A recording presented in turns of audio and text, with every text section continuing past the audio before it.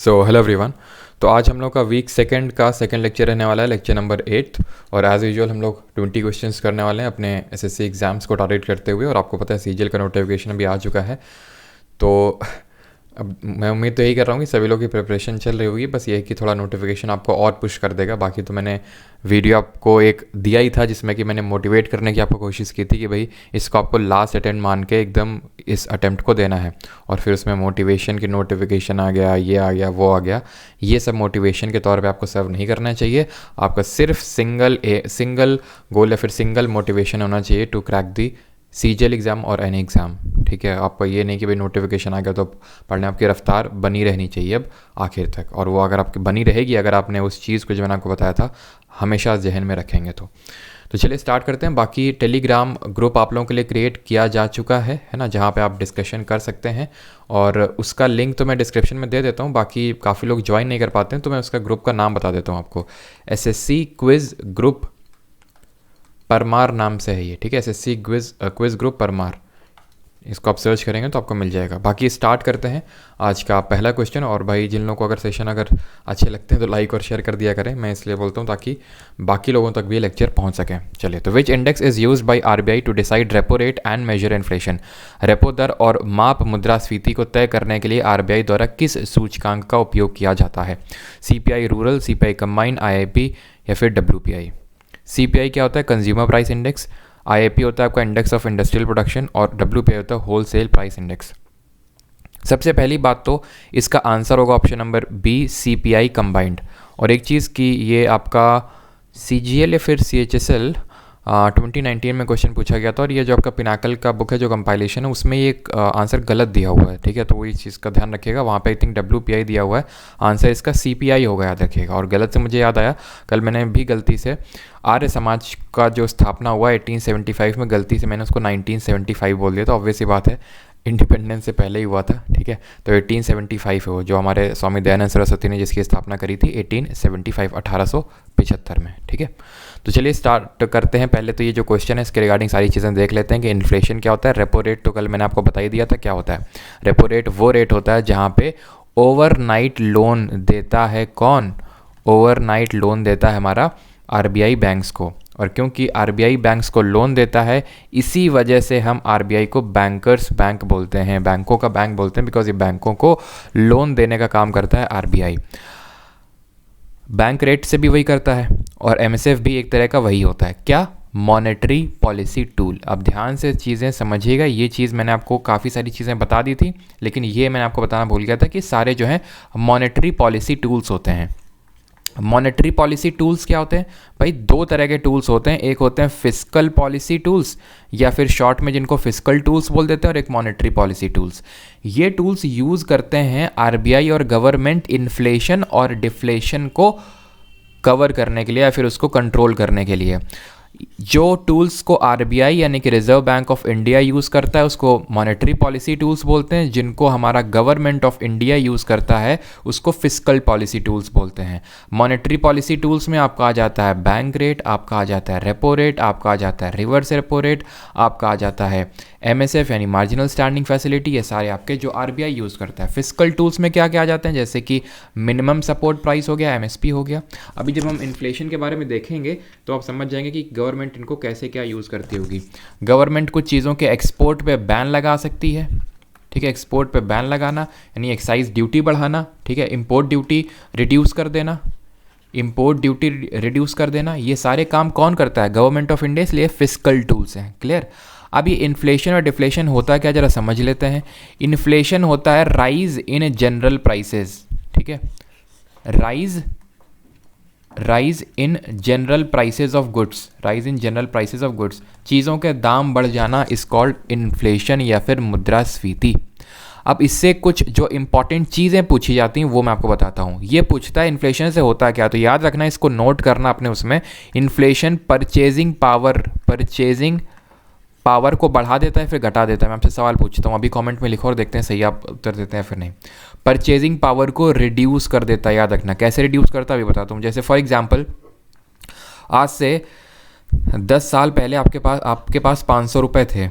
ठीक है, उस 500 रुपये में आप हो सकता है, या फिर मान लेते हैं कि आपके पास 500 रुपये नहीं, मान लेते हैं 1000 रुपये थे, ठीक है। उस समय 1000 रुपये में आप एक बढ़िया अच्छा खासा फ़ोन ले सकते थे या फिर कुछ ऐसी चीज़ ले सकते थे जो आज 1000 रुपये में आप नहीं ले सकते हैं। क्यों? क्योंकि आपकी जो 1000 रुपये की वैल्यू है वो घट चुकी है, यानी कि आपका परचेजिंग पावर हो चुका है रिड्यूस। और इसी वजह से जो इन्फ्लेशन है वो हमेशा जो डेटर्स होते हैं उनको फ़ायदा पहुंचाता है, उनको प्रॉफिट में रखता है। क्यों? उनके लिए फ़ायदेमंद होता है। ये भी जो मैं चीज़ें कि बता रहा हूँ ये डायरेक्टली क्वेश्चन बन के आती हैं, ठीक है। तो डेटर्स को ये बेनिफिट करता है, डेटर्स को बेनिफिट इसलिए करता है, फॉर एग्जांपल मान लेते हैं कि आज से 10 साल पहले किसी ने मेरे से 1000 रुपये लिए थे, या फिर मान लेते हैं ठीक है 1000 रुपये लिए थे, अब वो आज को मेरे को लौटाने आता है, लो भाई अपने 1000 रुपये ले लो। तुम्हें क्या लगता है उसने मुझे 1000 रुपये लौटाए? नहीं, 1000 से काफ़ी कम लौटाए। क्यों? क्योंकि वो दिखने में तो 1000 हैं, लेकिन एक्चुअल में जो 10 साल पहले 1000 रुपये की कीमत थी वो आज 1000 रुपये की कीमत बहुत कम है या फिर ऑलमोस्ट आधी हो चुकी है। All thanks to inflation. ये सब मुद्रास्फीति की वजह से, जो हमारा इन्फ्लेशन का रेट रहता है उसकी वजह से। दो चीज़ें क्लियर। अब इन्फ्लेशन कई टाइप्स का होता है, जैसे होता है क्रीपिंग इन्फ्लेशन। क्रीपिंग का मतलब क्या होता है? रेंगना, है ना, क्रीपिंग होता है। एक होता है आपका वॉकिंग इन्फ्लेशन, जिसको हम ट्रोटिंग इन्फ्लेशन भी बोलते हैं, याद रखना, वॉकिंग या फिर ट्रॉटिंग इन्फ्लेशन भी बोलते हैं। एक होता है आपका रनिंग इन्फ्लेशन, ठीक है, रनिंग इन्फ्लेशन। और एक होता है आपका हाइपर इन्फ्लेशन या फिर गैलोपिंग, ठीक है, हाइपर इन्फ्लेशन या फिर गैलोपिंग इन्फ्लेशन। ये किस तरह के इन्फ्लेशन होते हैं? ये जो हमने क्लासिफिकेशन किया है ना, creeping, walking, running, hyper inflation, ये इनके रेट के बेसिस पे किया है। थोड़ा बहुत इन्फ्लेशन का रेट है, मान लेते हैं कि अराउंड 3% के अराउंड है, ठीक है, बहुत उतना ज़्यादा नहीं है, ठीक है, तो उसको हम क्रीपिंग बोल देंगे। अगर मतलब थोड़ा सा और ज़्यादा है, अराउंड 7% के अराउंड है, तो उसको वॉकिंग बोल देंगे। लेकिन इसमें यह है कि 7 हो सकता है, 8 हो सकता है, 6 हो सकता है, लेकिन 10 से कम ही रहेगा और 3 से ज़्यादा रहेगा, ठीक है। रनिंग में क्या है? अब यहाँ पे क्या है, दौड़ लगाना चालू कर देगा, यानी तकरीबन 10 से 20% के बीच में जो है अगर इन्फ्लेशन है तो रनिंग, और अगर 20% से जितना भी ऊपर है 100% तक, उसको हम बोलते हैं हाइपर इन्फ्लेशन या फिर गैलोपिंग। क्लियर? अब यहाँ पे एक चीज़ और आपको बताता हूँ कि डिफ्लेशन क्या होता है। कुछ टर्म्स होते हैं। डिफ्लेशन इन्फ्लेशन का जस्ट उल्टा होता है, decrease in general prices of goods, decrease in general prices. और अगर एक टर्म मैं बोल दूं डिसइन्फ्लेशन, क्या मैं बोल दूं? डिसइन्फ्लेशन। तो याद रखना डिफ्लेशन और डिफ्लेशन में क्या अंतर होता है। इन्फ्लेशन का उल्टा होता है डिफ्लेशन, मतलब यहाँ पे इन्फ्लेशन में चीज़ों के दाम बढ़ रहे थे, जैसे कि फॉर एग्जांपल कल आज से 5 जो आप छोटे में बचपन में खाते थे पार्ले जी का पैकेट, वो 2 रुपये का आता था, अभी वो 5 रुपये का हो गया। क्या क्यों हो गया? इन्फ्लेशन हो गया, प्राइसेस बढ़ गए। और अगर कम हो जाए तो डिफ्लेशन, जो कि यूजुअली होता नहीं है। डिसइन्फ्लेशन का मतलब पता है क्या होता है? इन्फ्लेशन है लेकिन डिस है, मतलब कि इन्फ्लेशन हो रहा है, प्राइसेस बढ़ रहे हैं, लेकिन जो प्राइसेस बढ़ने की रेट है वो उतनी ज़्यादा नहीं है, उतने ज़्यादा से प्राइसेस बढ़ नहीं रहे हैं। This is called disinflation. एक स्टैगफ्लेशन होता है, लेकिन अभी उसका मतलब नहीं समझाऊंगा, पहले इतने को डाइजेस्ट करो। जब कोई क्वेश्चन लेंगे तो स्टैगफ्लेशन में थोड़ा मुझे आपको फिलिप्स कर्व वगैरह भी समझाना पड़ेगा। अब यहाँ पे आ जाते हैं CPI, WPI, IP होते क्या हैं। तो ये इंडेक्स होते हैं मेजर करने को, इन्फ्लेशन को मेजर करने के लिए। जैसे WPI होता है होलसेल प्राइस इंडेक्स। इसके रिगार्डिंग तुम 2-3 चीज़ें नोट करो। कैलकुलेट कौन करता है? Office of economic adviser, OEA short में लिख रहा हूँ, वैसे तुम भी लिख सकते हो अगर तुम्हें पता है कि हाँ, और मैं भूलूंगा नहीं कि OEA का मतलब है ऑफिस ऑफ इकोनॉमिक एडवाइज़र, जो कि आता है ministry of commerce and industry के अंदर, ठीक है। और इसमें जो बेस ईयर है वो है 2011, ठीक है, याद रखना इसमें बेस ईयर। और CPI की बात करें तो CPI कैलकुलेट करता है CSO, सेंट्रल स्टैटिस्टिकल ऑफिस, जो कि मॉस्पी यानी कि ministry of statistics and programme implementation के अंदर आता है। इसका जो बेस ईयर है वो 2011-12 है। बेस ईयर क्या होता है? अब जब तुम मैथ्स में प्रॉफिट कैलकुलेट करते हो, लॉस कैलकुलेट करते हो, तो नीचे कुछ रखते हो ना बेस में, जिसके बेसिस पे तुम बताते हो कि हाँ इतना प्रॉफिट है, इतना। जैसे कि प्रॉफिट CPI में निकालोगे अलग आएगा और SP में निकालोगे अलग आएगा, है कि नहीं? तो कोई ना कोई बेस ईयर तो चाहिए कि भाई चीज़ों के दाम बढ़ गए, किस साल, कौन सा साल आपने बेस ईयर माना। तो WPI में हम 2011 और CPI में 2011-12 मानते हैं। अब दोनों में अंतर क्या होता है? WPI में यूजुअली सिर्फ हम मैन्युफैक्चर्ड गुड्स को रखते हैं, जैसे कि कोई मशीनरी हो गई, इन सब के दाम अगर हमें देखने कि भाई तुरंत अगर जैसे कोई मशीनरी खरीदता है, यानी जो भी मैन्युफैक्चर्ड गुड्स हैं, अगर हमें उनका प्राइसेस देखना है तो हम WPI को जल्दी से देख लेंगे, हमें CPI डब्ल्यू में इन्फ्लेशन के बारे में पता चल जाएगा। CPI में सारी चीज़ें कवर्ड होती हैं, गुड्स भी कवर्ड होती हैं और सर्विसेज भी। याद रखना कि WPI में सर्विसेज कवर्ड नहीं होती हैं, WPI में सिर्फ मैन्युफैक्चर्ड गुड्स कवर होते हैं और CPI में गुड्स और सर्विसेज, क्योंकि इसका बास्केट है बड़ा। बास्केट मतलब जितने आइटम्स हैं जिन पे हम कैलकुलेट करते हैं, क्योंकि इसका बास्केट है बड़ा, इसीलिए RBI जो है रेपो रेट या फिर इन्फ्लेशन मेजर करने के लिए CPI कंबाइंड को, CPI रूरल अलग होता है, अर्बन अलग होता है, CPI ऐसे करके लेबर होता है, बट CPI जो कंबाइंड होता है उसको यूज़ करता है। क्लियर है। और RBI की एक मॉनेटरी पॉलिसी कमेटी होती है जो इन सबको डिसाइड करती है। खैर इतना हमें बस अभी के लिए याद करनी है चीज़ें। क्लियर है।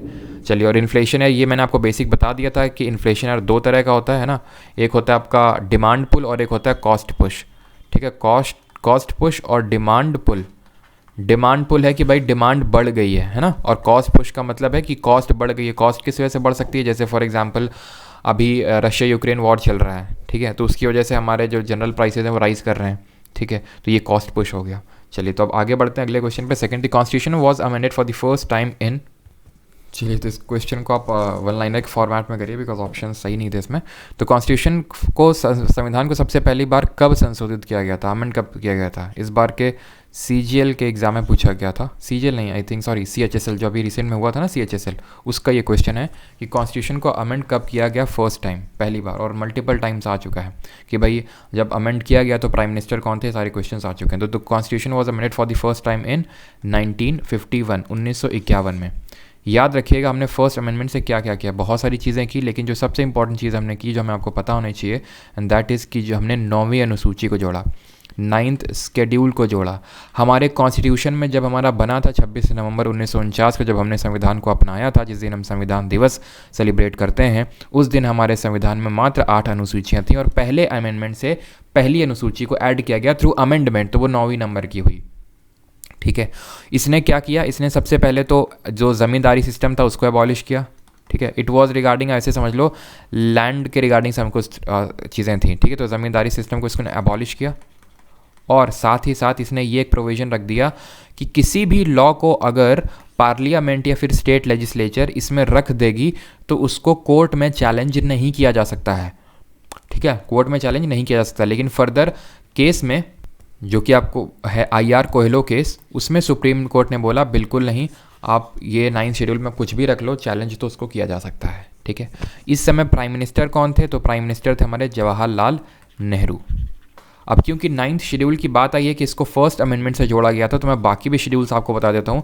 जो 10वीं अनुसूची है जिसमें कि दल बदल विरोधी कानून है, एंटी डिफेक्शन लॉ, जो आपका 11th शेड्यूल है जिसमें कि आपके पंचायत के प्रोविजन है, और 12th जिसमें कि आपके म्यूनिसिपैलिटीज़ यानी नगर पालिकाओं के प्रोविजन से, इनको किसे ऐड किया गया था। जो 10th वाला था उसको 52nd कॉन्स्टिट्यूशनल अमेंडमेंट से जोड़ा गया, 11th वाले को आप जानते होंगे 73rd से जोड़ा गया, और 12th वाले को जोड़ा गया 74th अमेंडमेंट से।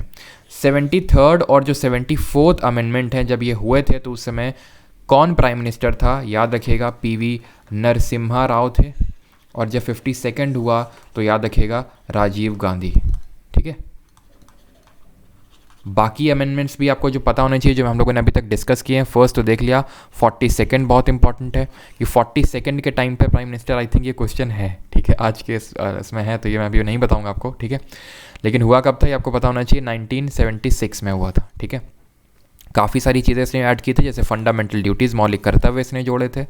इसी ने ये बोला था सबसे पहली बार कि प्रेसिडेंट की जो काउंसिल ऑफ मिनिस्टर्स यानी मंत्रिपरिषद प्रेसिडेंट को एडवाइस देते हैं वो उस पर बाइंडिंग होगी। ठीक है, लेकिन 44th अमेंडमेंट ने बोला कि नहीं, एक बार जो राष्ट्रपति है वो लौटा सकता है उस एडवाइस को। ठीक है, इसी को अमेंडमेंट को हम मिनी कॉन्स्टिट्यूशन के रूप में भी जानते हैं। ठीक है, 86th अमेंडमेंट हमको नहीं भूलना है। 86th अमेंडमेंट जो 2002 में हुआ था, इसने ये प्रोविजंस ऐड किए गए थे। तो पहली बात तो आर्टिकल नंबर 21A ऐड करके इसने प्राइमरी एजुकेशन 6 से 14 साल तक के बच्चों को शिक्षा लेना अनिवार्य कर दिया था, ये हमें पता होना चाहिए।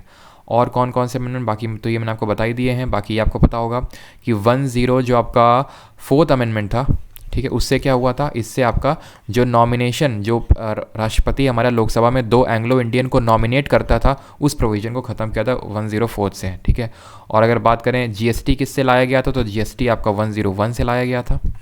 ठीक, और क्या चीज़ आपसे पूछी जा सकती है, इकोनॉमिकली वीकर सेक्शन वाला आपका 103 अमेंडमेंट से लाया गया था, इकोनॉमिकली वीकर सेक्शन वाला, ठीक है। 102 से क्या किया गया था, बैकवर्ड क्लासेस, जो national commission for backward classes है, इसको संवैधानिक दर्जा प्रदान किया गया था, ठीक है। चलिए आगे बढ़ते हैं। और बाकी मैंने आपको ये बताया था कि 7th अमेंडमेंट से, 7वें संशोधन से, जो 7वां पार्ट था, 7वां भाग था हमारा कॉन्स्टिट्यूशन का, उसको हटाया गया था। 44th अमेंडमेंट से किस इंपॉर्टेंट चीज़ को हटाया गया था, फिर आप बताइए कौन से फंडामेंटल राइट को हटाया गया था, ये आप कमेंट सेक्शन में बताएंगे, जो हम लोगों ने कल डिस्कस किया था। और ये अमेंडमेंट कब हुआ था, ये अमेंडमेंट हुआ था 1978 में, 1978 में। The Ramakrishna mission stress the ideal of dash through social service and selfless action. Ramakrishna mission ने समाज सेवा और निस्वार्थ कार्रवाई के माध्यम से डैश के आदर्श पर बल दिया। किस चीज़ पर, साल्वेशन यानी मोक्ष, भक्ति, गॉड या फिर एजुकेशन। रामकृष्ण मिशन, जब हम रामकृष्ण मिशन बोलते हैं तो हमें किसकी याद आती है, हमें याद आती है स्वामी विवेकानंद जी की, ठीक है। स्वामी विवेकानंद, पहले इनके बारे में सारे हम फैक्ट जान लेते हैं, फिर इस क्वेश्चन को सॉल्व करते हैं। विवेकानंद शायद आप और देखिए, जो भी क्वेश्चन आपके सामने आता है नहीं आता, डजेंट मैटर, आप ऑप्शंस के साथ ऑप्शन एलिमिनेट करने की कोशिश किया करिए। ये चीज़ भी आप सीखते जाइए अभी से। इससे अगर आप वही है ना कि अगर एक क्वेश्चन भी एक्स्ट्रा कर पाएंगे तो इससे अच्छी बात और क्या हो सकती है, और बिल्कुल कर पाएंगे, लेकिन आप इस चीज़ को आपको प्रैक्टिस करना होगा। तो ये जो चीज़ें आपको बता रहा हूँ वो तो आप नोट कर ही रहे हैं, साथ साथ ये एक्टिविटी भी करते रहिए, है ना। तो स्वामी विवेकानंद जी के रिगार्डिंग हमें क्या क्या याद आनी चाहिए, सारी चीज़ें देख लेते हैं। पहली बात, इनका जन्म हुआ था 12 जनवरी को, और इस दिन को हम मनाते हैं नेशनल यूथ डे, राष्ट्रीय युवा दिवस के रूप में इसको हम सेलिब्रेट करते हैं। अब जब मैं नेशनल यूथ डे बोलता हूँ और 12 जनवरी बोलता हूँ तो मेरे दिमाग में तुरंत खटकता है इंटरनेशनल यूथ डे। क्यों? क्योंकि वो भी 12 तारीख को मनाया जाता है, लेकिन 12 अगस्त को मनाया जाता है, ठीक। और इस बार की जो थीम थी नेशनल यूथ डे की, वो क्या थी, वो थी विकसित युवा, विकसित भारत, ठीक। और G20 की थीम आप बताएंगे इस बार की कमेंट सेक्शन में, जो मैंने आपको कल बताई थी।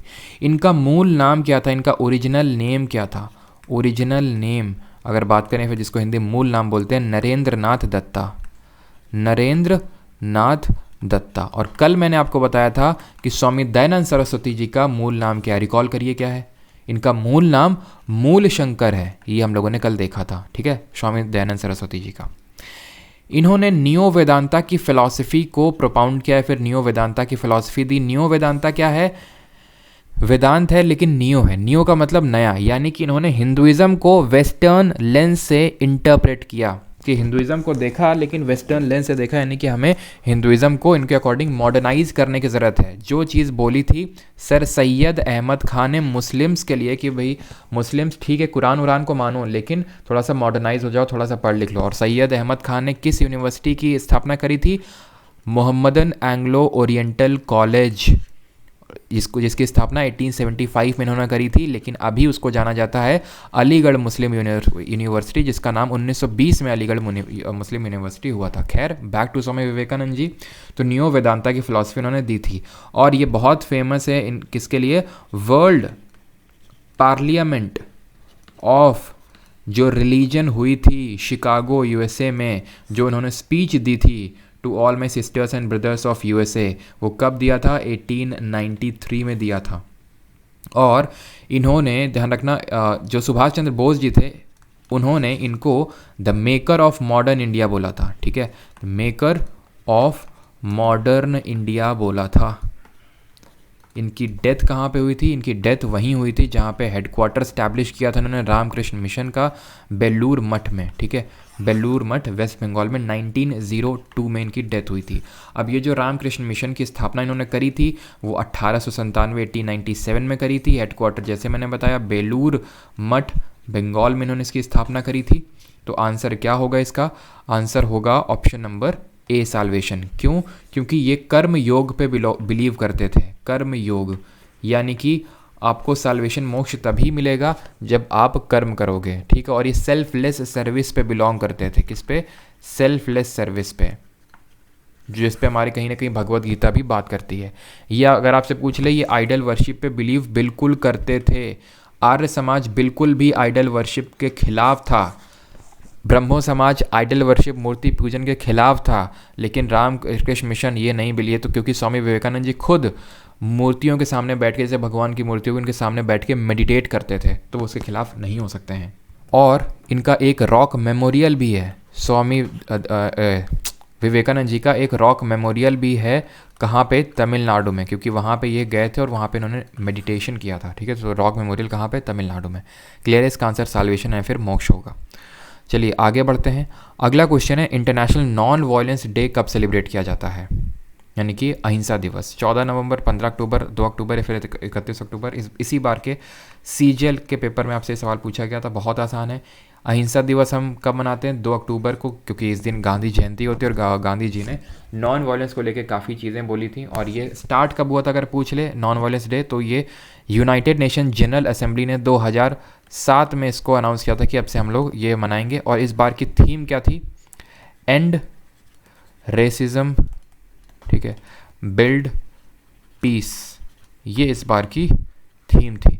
बाकी इंपॉर्टेंट हम यहाँ पे डेज देख लेते हैं जल्दी से, जैसे कि आपको पता होना चाहिए वर्ल्ड, यहाँ पे सारे मैं लिख रहा हूँ, वर्ल्ड वाटर डे, ठीक है, world health day, world human rights day. Human rights day आपको जल्दी जल्दी रिकॉल करना है कि हम कब सेलिब्रेट करते हैं। और जो आपको नहीं पता है, जो आपको पता है कि नहीं तो मैं कभी भूलूंगा ही, तो फिर उसको याद करने की ज़रूरत नहीं, लिखने की ज़रूरत नहीं, लेकिन जो आपको लगता है भूल जाएंगे तो वो फिर जो है आप लिख लीजिए। वर्ल्ड वेटलैंड डे, वेटलैंड को हिंदी में बोलते हैं आर्द्र भूमि, ठीक है। वर्ल्ड आपका कैंसर हो गया। वर्ल्ड पॉपुलेशन डे कर लो, ठीक है, जनसंख्या दिवस। वर्ल्ड मलेरिया डे कर लो, ठीक है, मलेरिया डे। और वर्ल्ड टूरिज़म डे कर लो, ठीक है, टूरिज़म डे। तो अब बात कर लेते हैं कब सेलिब्रेट किए जाते हैं। तो वर्ल्ड वाटर डे, तो वर्ल्ड वाटर डे मनाता, डेका को क्या बोलते हैं? 10 बोलते हैं ना, तो 10 दिसंबर। कैंसर डे की अगर बात करें तो 4 फरवरी को मनाते हैं, ठीक है, 4 फरवरी को। वेटलैंड डे, आर्द्र भूमि दिवस मनाते हैं 2 फरवरी को, ठीक है। और वेटलैंड से मुझे याद आता है रामसार कन्वेंशन। रामसार कन्वेंशन, यहाँ पे रामसार में जगह है, कहाँ पे? ईरान में ये जगह है जहाँ पे कन्वेंशन हुआ था कि हमें वेटलैंड को, आर्द्र भूमि को प्रोटेक्ट करना है। कब हुआ था? 1971 में ये हुआ था। इंडिया भी इसका मेंबर है ना, तभी हम रामसार साइट्स डिक्लेयर करते रहते हैं। अभी हाल ही में पूछा गया था आपके सीजीएल एग्जाम में, खिजड़िया कहाँ पे? खिजड़िया वेटलैंड कहाँ पे? जल्दी से बताइए खिजड़िया कहाँ पे? मैं आपको हिंट देता हूँ, ये वो स्टेट है जिसकी सबसे लॉन्गेस्ट कोस्ट लाइन है, state with the longest coast line. जरा बताइए वो कौन सा राज्य है। और अगर हम बात करें, यहीं पे आपका देखने को मिलता है गिर नेशनल पार्क, ठीक है। चलिए पॉपुलेशन की अगर बात करें, वर्ल्ड पॉपुलेशन डे तो ये मनाते हैं 11 जुलाई को। याद कैसे रखोगे? 1 और 1 11 है ना, 1 और 1 11 हो जाते हैं मिलके, तो ये वर्ल्ड और इसी वजह से क्या हो जाता है? पॉपुलेशन बढ़ जाती है। और बात करें मलेरिया डे की, तो मलेरिया डे हम मनाते हैं 25 अप्रैल को। अब मलेरिया से मुझे क्या याद आता है कि कौन सा मच्छर होता है जिसकी वजह से मलेरिया फैलता है? तो ये होता है आपका फीमेल एनोफिलीज मस्कीटो, ये होता है। और कौन सा प्रोटोजोआ होता है? ये तो भाई मच्छर है जो इस प्रोटोजोआ को कैरी, ये खुद थोड़ी ना मलेरिया इसके अंदर है, ये तो मलेरिया को कैरी करके एक जगह से दूसरी जगह पहुंचाता है। और मलेरिया के किस, ये पहले तो याद रखना, ये प्रोटोजोआ की वजह से एक डिजीज़ होती है, ना तो वायरस की वजह से ना तो फंगस की वजह से, प्रोटोजोआ की वजह से होती है। और वो कौन सा प्रोटोजोआ है? ये प्रोटोजोआ का नाम है प्लाज्मोडियम, इसकी वजह से बीमारी होती है।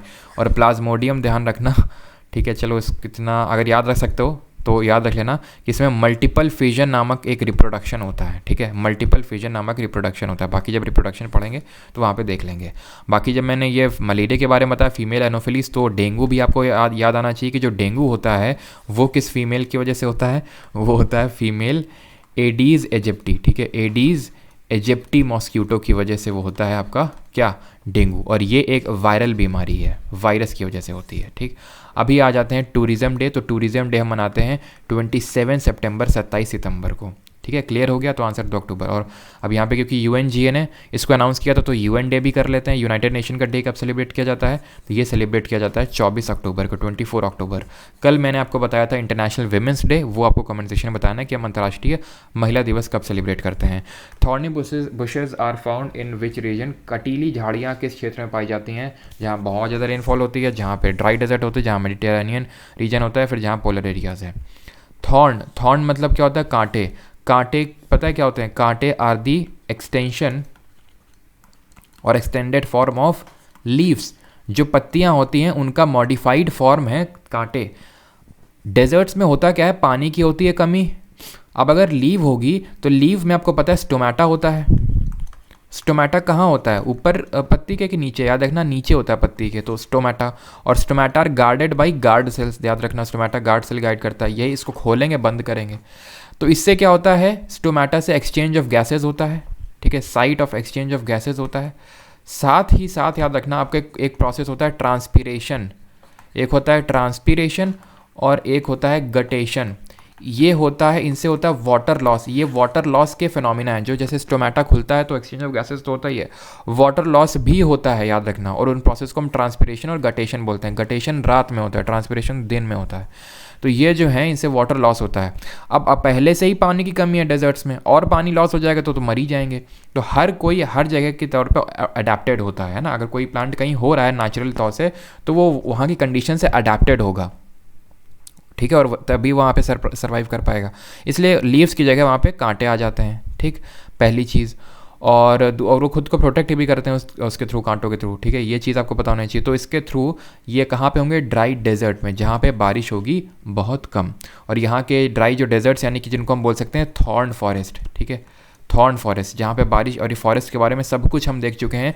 एवरग्रीन फॉरेस्ट देख चुके हैं हम, डेसिडुअस फॉरेस्ट देख चुके हैं हम, थॉर्न फॉरेस्ट देख चुके हैं, ठीक है। आप जल्दी से कमेंट बताइए भारत में सबसे ज़्यादा किस तरह के वन पाए जाते हैं, किस तरह के फॉरेस्ट पाए जाते हैं। और फॉरेस्ट रिपोर्ट भी हम लोग देख चुके हैं। जल्दी से हम फॉरेस्ट रिपोर्ट को डिस्कस करते हैं। सबसे ज़्यादा फॉरेस्ट कवर मध्य प्रदेश में, सबसे ज़्यादा परसेंटेज ऑफ फॉरेस्ट कवर कहाँ पे, मिज़ोरम में। सबसे ज़्यादा फॉरेस्ट कवर का इंक्रीज़ कहाँ पे हुआ है, आंध्र प्रदेश में हुआ। सबसे ज़्यादा हमें मैनग्रूव वन कहाँ देखने को मिलेंगे, मैनग्रूव, जिनके हम रूट्स को लिविंग रूट्स के नाम से जानते हैं, ये हमें वेस्ट बंगाल में देखने को मिलेंगे। सारी चीज़ें हमने देखी थी, ठीक है। और इंडिया में भी फॉरेस्ट कवर कितना है, 24.6% है, ठीक है। एक सेकेंड,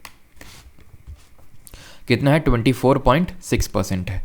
अब यहाँ पे हम बात कर लेते हैं थॉर्न फॉरेस्ट में। इसके एग्जांपल्स आप याद रखिएगा, जैसे अकैसियस, ठीक है, आपने कैक्टस सुना होगा, है ना, और यूफोरबियाज, ये सब थॉर्न फॉरेस्ट में पाए जाते हैं, ठीक है, क्लियर। अभी मेडिटेरेनियन से मुझे क्या क्या चीज़ें याद आ रही वो मैं आपको रिकॉल करवाता हूँ, जो मैं आपको बता चुका हूँ। एक तो मैंने बताया है कि मेडिटेरेनियन रीजन से हमारी यहाँ पे वेस्टर्न डिस्टर्बेंसेस होते हैं, जिसकी वजह से हमारे यहाँ पे रेनफॉल होती है विंटर्स में। तो जो विंटर में हमारे यहाँ रेनफॉल होती है उसका कारण क्या होता है, वेस्टर्न डिस्टर्बेंसेस या फिर पश्चिमी विक्षोभ जिसको बोलते हैं, वेस्टर्न। और यार थोड़ी सी कभी कभी ना राइटिंग डिस्टर्ब हो जाती है, क्योंकि यार मैं मतलब नॉर्मल जो मैं लिखता हूँ ना, वो नॉर्मल कोई पेन नहीं है, वो है जो पेन टैब में यूज़ करता हूँ, वो इतना मोटा है ना, ठीक है, क्योंकि उससे उतना एकदम स्मूथ राइटिंग पूरा 1 घंटा तक लगातार बना पाना मुश्किल होता है थोड़ा सा। तो इतना आई होप कि जहाँ पे मुझे लगता है कि आप डिस्टर्बेंसेस की स्पेलिंग जानते होंगे, तो थोड़ा मैं ऐसे कर देता हूँ, ठीक है, क्योंकि वो काफ़ी मोटा है पेन, थोड़ा सा वो मेरी दिक्कत समझिए, है ना, वेस्टर्न डिस्टर्बेंसेस की वजह से। और ये वेस्टर्न डिस्टर्बेंसेस किसकी वजह से आते हैं, ये जेट स्ट्रीम, जेट धाराएं क्या होती हैं, जो अपर ट्रोपोस्फियर में ऊपरी क्षोभ मंडल में बह रही बहुत तेज़ी के साथ हवाएं, तभी तो नाम पड़ा जेट स्ट्रीम्स। क्लियर हो गया। ये मुझे मेडिटेरेनियन सी से याद है, क्योंकि वहीं पे उस समय सर्दियों में बारिश होती है। सर्दियों में बारिश यानी कोयपन कौन सा होगा, कोयपन, सर्दियों में बारिश। और हमारे यहाँ सर्दियों में बारिश कब होती है, कहाँ होती है, कोरोमंडल कोस्ट, तमिलनाडु। तो कोयपन मेडिटेरेनियन के लिए क्या डिसाइड किए थे, मेडिटेरेनियन पड़ता है टेम्परेट रीजन में, टेम्परेट के लिए हम कैपिटल सी यूज़ करते हैं। और समर ड्राई होती है, विंटर में रेनफॉल होती है, मतलब समर ड्राई, और समर ड्राई के लिए S। ऐसे ही यहाँ पे हमारा तमिलनाडु का क्या कोपेन क्लासिफिकेशन था, हमारा ये जो तमिलनाडु है ये ट्रॉपिकल रीजन में पड़ता है, और यहाँ पे भी समर ड्राई, गर्मियों में बारिश नहीं होती, सर्दियों में होती है, ठीक है। और मोस्टली पार्ट जो हमारा इंडिया का उसमें क्या है, AW है, ठीक है, तो AS। और जो राजस्थान है वहाँ पे क्या है, BW, आपको याद रखना है, ठीक है। और अगर हम आएंगे कहाँ पे, जम्मू कश्मीर में, तो वहाँ में E देखने को मिलेगा, पोलर टाइप। हम आएंगे अगर अरुणाचल में, तो हमें DFC देखने को मिलेगा, यानी कि कोल्ड स्नो फॉरेस्ट टाइप होता है D, है ना। ये सारी चीज़ हम लोग देखी थी। और M का मतलब, स्मॉल m का मतलब होता है मानसून, और जो स्मॉल f का मतलब होता है उसका मतलब होता है नो ड्राई सीजन, यानी कि फुल बारिश हो रही है जहाँ पे, उसको हम स्मॉल f बोलते हैं, ठीक है, क्लियर। और मुझे हाई रेनफॉल से क्या याद आ रहा है, हाई रेनफॉल से मुझे याद आ रहा है वेस्टर्न घाट्स, क्योंकि यहाँ पे बहुत हाई रेनफॉल होती है और इसी वजह से यहाँ पे हमें एवरग्रीन फॉरेस्ट यानी फिर सदाबहार वन देखने को मिलते हैं। हाई रेनफॉल यहाँ पे भी होती है और इसी वजह से अंडमान निकोबार में भी एवरग्रीन फॉरेस्ट देखने को मिलते हैं। और यहाँ पे मौसिन राम में सबसे ज़्यादा बारिश होती है भारत में, क्यों? क्योंकि यहाँ पे हिल्स हैं, जैसे हमारी गारो, खासी, जयंतिया मेघालय में, तो यहाँ पे ये हिल्स क्या करती हैं, इन मानसून रेनफॉल को घुमा घुमा के बारिश करती रहती हैं, इस वजह से यहाँ पे बहुत रेनफॉल होती है। आगे बढ़ते हैं। Which of the following rivers does not originate in Rajasthan, इनमें से कौन सी नदी राजस्थान से नहीं निकलती है? माही, तापी, बानस या फिर नर्मदा। अभी इसी बार सीएचएसएल की जो आंसर की है उसी से क्वेश्चन उठाया मैंने। तो ये कहाँ पे राजस्थान में कौन सी रिवर ओरिजिनेट नहीं होती? माही। माही के रिगार्डिंग हमें क्या पता है कि ट्रॉपिक ऑफ कैंसर को ये जो नदी है ये 2 बार कट करती है। अब 2 बार कैसे कट करती है? ये ट्रॉपिक ऑफ कैंसर जा रहा है, ठीक है, तो एक बार जब मध्य प्रदेश से ऐसे निकलती है तो, और फिर जब गुजरात में घुसती है तब, तो ये क्या है, ट्रॉपिक ऑफ कैंसर को 2 बार कट करती है। तो इसका ओरिजिनल कहाँ पे हो गया? मध्य प्रदेश में हो गया। तो ये तो होगी नहीं, क्योंकि तो मध्य प्रदेश में हमसे पूछ रहा है, ओ सॉरी यहाँ पे पूछ रहा है कौन सी नदी उत्पन्न नहीं होती है। इसको आप ये कर लीजिए, विच of the following river originate, ठीक है, डज नॉट को हटा लीजिए यहाँ पे, ठीक है, निम्नलिखित में कौन सी नदी राजस्थान से में उत्पन्न होती है, ठीक है, से ओरिजिनेट होती है? तो माही तो एमपी से होती है। तापी की बात करें, तापी निकलती है बैतूल प्लेट्यू से। कहाँ से? बैतूल प्लेट्यू से निकलती है, और ये बैतूल प्लेट्यू कहाँ पड़ता है? एमपी में पड़ता है, ठीक है। और तापी में याद रखना उकाई नामक एक डैम पड़ता है, उकाई डैम है। और तापी हमें पता है ये एक वेस्ट फ्लोइंग रिवर है और सेकंड लॉन्गेस्ट रिवर है जो वेस्ट की ओर फ्लो करती है। और कहाँ गिरती है? अरेबियन सागर, अरब सागर में गिरती है और ईस्चुअरी बनाती है। जितनी भी यहाँ पे गिरती हैं नदियाँ सब ईस्चुअरी बनाती हैं, और ये आपकी एक रिफ्ट वैली में फ़्लो होती है। नर्मदा की बात करें, नर्मदा आपकी निकलती है अमरकंटक से, अमरकंटक प्लेट्यू से निकलती है। और इसके रिगार्डिंग में सारी चीज़ें सही हैं कि एक वेस्ट फ्लोइंग रिवर है और ये लार्जेस्ट वेस्ट फ्लोइंग रिवर है, ठीक है। अरेबियन सी में गिरती है, ईस्चुरी बनाती है, रिफ्ट वैली में फ्लो होती है, सतपुरा और विंध्या के बीच में ये फ्लो होती है नर्मदा। अमरकंटक से निकलती है, अमरकंटक छत्तीसगढ़ और एमपी के जस्ट बॉर्डर में है। और यहीं से सोन नदी भी निकलती है जो गंगा की सहायक नदी है, सोन। बानस इसका सही उत्तर होगा, जो अरावली की पहाड़ियों से निकलती है। कहाँ से निकलती है? अरावली से निकलती है, राजस्थान में। और ये कहीं भी नहीं गिरती है, ना तो बंगाल की खाड़ी में ना तो अरेबियन सी में। क्यों? क्योंकि ये डेजर्ट में खो जाती है, लॉस्ट इन डेजर्ट्स, ठीक है। डेजर्ट में लॉस्ट इन डेजर्ट ऐसे लिख लो, लॉस्ट इन डेजर्ट, ठीक है। रन ऑफ कच्छ में आते आते ख़त्म हो जाती है क्योंकि पानी उतना होता नहीं है इसमें। और ऐसे याद रखिएगा, और सॉरी ये मैं चीज़ आपको बता दी लूनी के रिगार्डिंग, ठीक है। ये जो मैंने आपको चीज़ बताई डेजर्ट में लॉस हो जाती है, आपकी लूनी रिवर है, ठीक है, लूनी।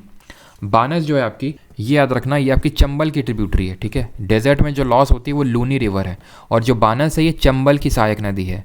चंबल नदी जो किसकी सहायक नदी है? यमुना की, ठीक है, यमुना की सहायक नदी है चंबल। सिंध, बेतवा, केन, ये सब किसकी हैं, ठीक है।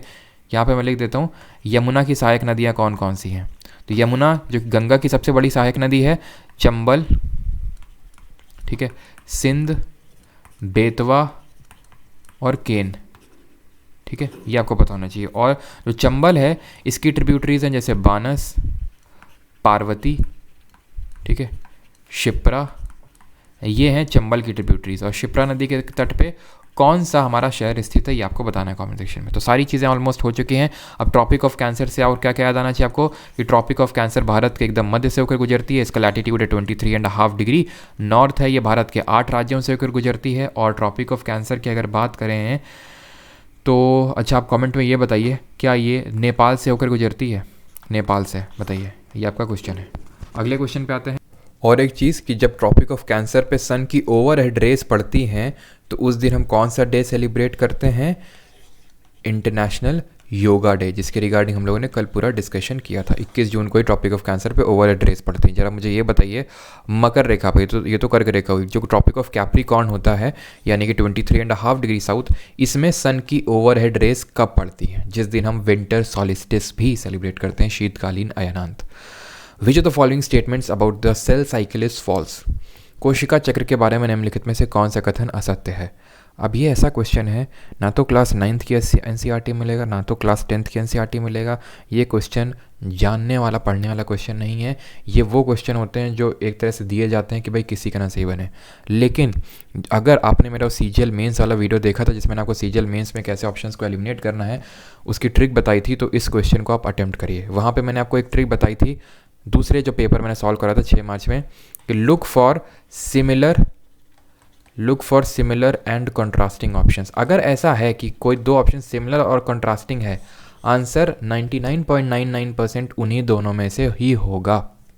और वो मुझे इस क्वेश्चन में अगर आप ध्यान से देखिए दिख रहा है। वो कौन से ऑप्शन है ज़रा बताइए, पढ़िए ऑप्शंस को। ऑप्शन नंबर ए बोल रहा है in M phase the cell grows physically larger and copies organelles. और ऑप्शन नंबर सी बोल रहा है in G1 phase the cell grows physically larger and copies organelles. तो भैया या तो एम फेज में ये चीज़ ट्रू होगी या तो G1 फेज में ये बात ट्रू होगी, दोनों में तो नहीं ट्रू हो सकती। या तो राम गोरा होगा या तो राम काला होगा। अब राम की वही बात तुम कर रहे हो और एक बार बोल रहे हो गोरा एक बार बोल रहे हो काला, या तो गोरा होगा या तो काला होगा। या फिर मान लो एक बार तुम बोले सांवला एक बार है गोरा, या फिर एक बार सांवला बोले एक बार काला, तो है तो एक ही बंदा ना, तो उसके लिए एक ही बात ट्रू होगी ना। यानी जो cell organelles physically larger copy और यानी कि सिमिलर है और कॉन्ट्रास्टिंग है ना, दोनों एकदम सेम है, बस एक चीज़ है जो उन्हें डिफ्रेंशिएट कर रही है, यानी आंसर इन्हीं दोनों में से ही होगा। एटलीस्ट आपके दो ऑप्शन तो हट गए। तुक्का लगाओगे तो 50% चांसेस है ना आपका आंसर सही होने में, और इसका आंसर होगा ऑप्शन नंबर ए। इसको आप कैसे और आप थोड़ा सा वो कर सकते थे कि भाई ए वाला गलत है। मैं इसको फिर ऐसे किया जा सकता था कि भाई ये G1 है, जी कुछ इंडिकेट कर रहा होगा ना। पहला ही क्वेश्चन जो मैंने पहला पेपर सॉल्व करवाया था अपनी शिफ्ट का, पहला ही क्वेश्चन था जहाँ पे स्कीम थी। वहाँ पे स्कीम में मैंने आपको बताया था कि जो स्कीम होते हैं वो कहीं ना कहीं ज़्यादातर 90% जो स्कीम होती हैं वो कहीं ना कहीं एब्रीवेशंस होते हैं, है ना। शॉर्ट में आपको कुछ जैसे नीट है तो नीट में ई आता है तो ये एजुकेशन से संबंधित है। ऐसे तो ये जी है तो जी का कहीं ना कहीं ग्रोथ से संबंध होगा, और एक्चुअल में भी वही है, जी का मतलब ये ग्रोथ ही है, तो ये सही होगा और ये आपका हो जाएगा गलत। ऑप्शन नंबर ए गलत पूछा था। आपको क्या क्वेश्चन पता था? क्या किसी को क्वेश्चन पता था? किसी स्टूडेंट को नहीं पता था? आप ये दिमाग से निकाल दो, किसी को पता होगा। हाँ, अगर उसने ग्रेजुएशन में ऐसा ग्रेजुएशन बायोलॉजी से फिर पोस्ट ग्रेजुएशन किया होगा तो हो सकता है पता हो, लेकिन ये इन जनरल जो स्टूडेंट तैयारी कर रहा है उसको नहीं पता होगा, क्योंकि ये क्लास ना तो क्लास 9th की NCERT में ना तो 10th की NCERT में, और ना ही कोई पढ़ाता है। अब मैं सिंपल ये बोल दूँ ऑप्शन नंबर ए होगा, बिल्कुल होगा, लेकिन इसको करना कैसे है वो मैं आपको यहाँ पे समझाया और आई होप ये आपको हेल्प करेगा। देख लीजिए यहाँ पे जीवन का मतलब क्या है, ग्रोथ। तो भाई जो जहाँ पे सेल ग्रो करेगा वो G1 फेस ही तो होगा, ठीक है। बाकी यहाँ पे आप देख लो, कल को अगर कोई क्वेश्चन आ जाए तो आपसे गलत ना हो। हम पहले नॉलेज को गैदर करेंगे, साथ साथ ये ट्रिक्स भी यूज़ करते रहेंगे। तो एस है DNA सिंथेसिस जहाँ पे होता है, G2 में growth and preparation for mitosis होता है, और M का मतलब होता है माइटोसिस। माइटोसिस क्या होता है? माइटोसिस ये सेल डिवीजन होता है। सेल डिवीजन एक और तरह का होता है जिसको हम बोलते हैं मायोसिस, ठीक है। माइटोसिस में क्या होता है? एक पेरेंट सेल 2 डॉटर सेल्स में कन्वर्ट होता है, और मियोसिस में एक पेरेंट सेल 4 डॉटर सेल्स में कन्वर्ट होता है। जैसे एक पेरेंट सेल 2 डॉटर पहले बनेंगे और ये फर्दर 2 में कन्वर्ट होंगे, यानी एक पेरेंट सेल कहीं ना कहीं 4 डॉटर सेल्स में कन्वर्ट हो रहा है। ये आपको पता होना चाहिए, क्लियर है। और सेल से ना जाने मुझे हज़ार चीज़ें याद आ रही हैं, बहुत सारी चीज़ें याद आ रही हैं जो हम लोगों ने कल डिस्कस किया था, अपने पहले लेक्चर में भी डिस्कस किया था, ठीक है। सेल डिवीजन याद रखना, ये आपका रिस्पॉन्सिबल होता है कौन सा सेल ऑर्गेनल, फिर कहाँ पे होता है? साइटोप्लाज्म में आपका सेल डिवीजन होता है, याद रखना। अगले क्वेश्चन पे आते हैं। Which of the following is highest quality coal, निम्न में से कौन सा उच्चतम गुणवत्ता वाला कोयला है? पीट है, बाइटुमिनस है, लिग्नाइट है, फिर एंथ्रासाइट है। कोयला किससा एक तरह से हम बोल सकते हैं ये कार्बन कंपाउंड है, ठीक है। अब कोल से क्या क्या क्वेश्चन बन सकते हैं? पहली बात तो इसको हम ब्लैक गोल्ड के नाम से जानते हैं, काला सोना के नाम से जानते हैं, क्योंकि यार जितना भी एनर्जी का प्रोडक्शन होता है मेनली अभी तक भी कोल से होता है, और कोल से जो एनर्जी बनती है कॉल्ड, जैसे एक शब्द जिससे जो इंपॉर्टेंट एनर्जी बनती है थर्मल एनर्जी, ठीक है। ये कौन सा फॉर्म ऑफ एनर्जी है? नॉन रेन्यूएबल का मतलब होता है जिसको हम बार बार यूज़ नहीं कर सकते हैं, जैसे सोलर एनर्जी है, विंड एनर्जी है, ये सब रेन्यूएबल एनर्जी के फॉर्म्स हैं, बिकॉज ये कभी ख़त्म नहीं होने वाले, एग्जॉस्ट नहीं होने वाले। कोल धीरे धीरे ख़त्म हो रहा है क्योंकि हमारी डिमांड बढ़ रही है, उस हिसाब से कोल तो उतना है नहीं ज़मीन में। कोल बनता है कैसे? हज़ारों लाखों मिलियंस ईयर्स पहले जो पेड़ सब मरे होंगे, पेड़ दबे होंगे, वो धीरे धीरे कोल में कन्वर्ट होते हैं। सबसे पहले बनता है पीट कोल बनता है, जिसमें कि कार्बन का जो कंटेंट होता है वो बहुत कम होता है। इसी वजह से सबसे लो ग्रेड जो कोयला होता है वो पीट ही होता है। इसमें अगर मैं कार्बन कंटेंट की आपसे बात करूं तो आप ये मान लो कि तकरीबन 60% से भी नीचे होता है। तकरीबन आप ये मान लो कि 40 to 50% होता है बस, ठीक है। 40 to 50% होता है। अगर वो थोड़ा सा और पुराना हो जाएगा और प्रेशर, क्योंकि प्रेशर पड़ता है, प्रेशर हीट सब कुछ पड़ेगा, तो बाइट्यूमिनस में बदल जाएगा, ठीक है। सॉरी, पहले ये लिग्नाइट बदलेगा, ठीक है। पीट के बाद ये लिग्नाइट बदलेगा। और लिग्नाइट की अगर बात करें तो लिग्नाइट में जो कार्बन कंटेंट होता है इसमें आप ये मान सकते हो तकरीबन 30 to 40%, और जो आपका लिग्नाइट होता है इसमें जो आपका कार्बन कंटेंट होता है ये तकरीबन 40 to 50% होता है। जब इसमें फर्दर प्रेशर लगेगा लिग्नाइट में तो ये बाइट्यूमिनस में बदलेगा, ठीक है।